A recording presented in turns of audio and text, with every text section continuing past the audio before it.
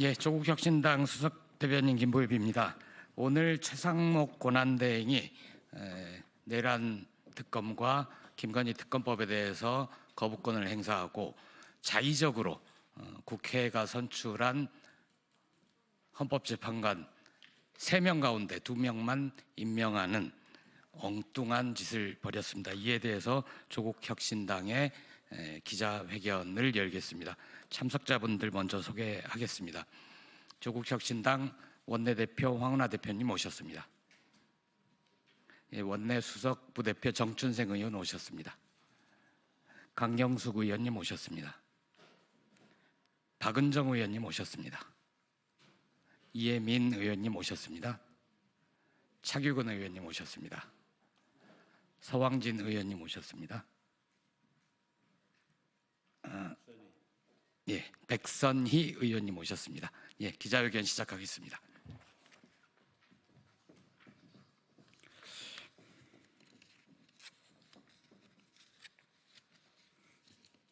네, 그러면 준비된 기자회견문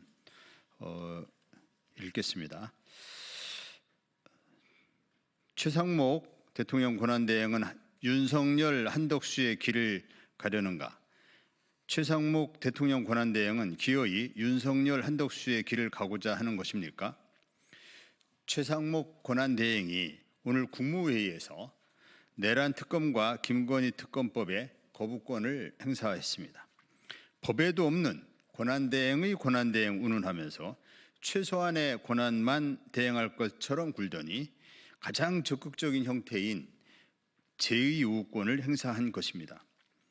거부왕 윤석열 흉내를 내면서 양곡관리법 등 6개의 법안에 거부권 행사했던 한덕수 총리의 길을 따라가고 있습니다.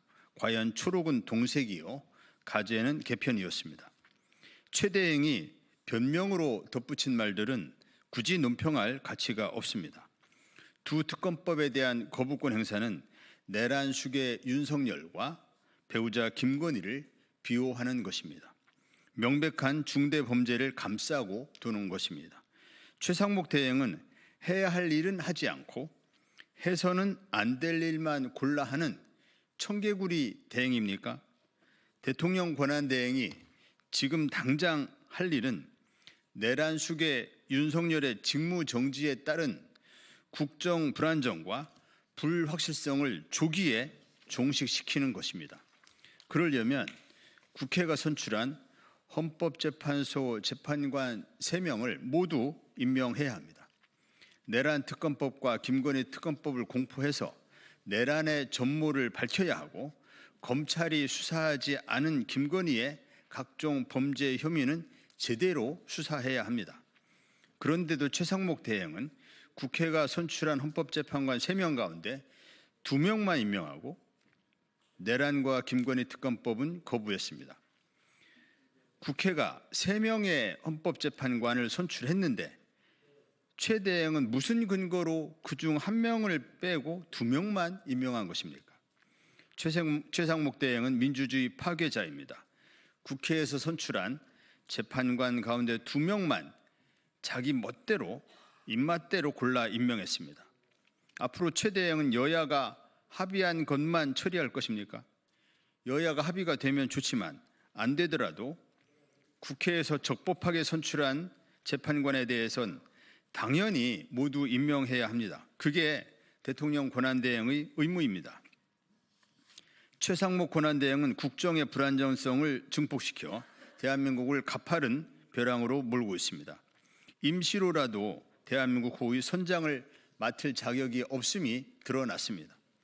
최상목 대행은 기어이 윤석열, 한덕수의 길을 갈 것입니까? 우현 위법적인 계엄령을 선포하고 총을 쏴서라도 문을 부수고 국회의원들을 체포하라고 한 내란 수괴 수사를 무슨 뜻으로 막으려는 것입니까? 윤석열 가족 비리 특검을 이렇게까지 거부하는 이유가 대체 무엇입니까?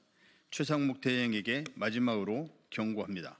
국회가 선출한 헌법재판관 3명을 즉각 임명하십시오. 내란 수괴 윤석열의 파면을 결정할 헌재를 정상화시키는 것은 대통령 권한대행을 권한을 대행하고 있는 최대행의 의무입니다. 해야 할 일은 하지 않고 해서는 안 될 일만 골라 하는 청개구리 대행은 대한민국의 위기 극복에 방해가 될 뿐입니다.